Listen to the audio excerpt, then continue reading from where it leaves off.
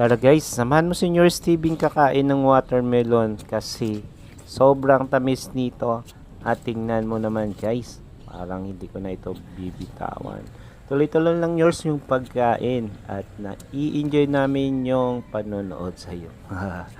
Alright guys, thank you so much sa patuloy na support guys kay Yours TV.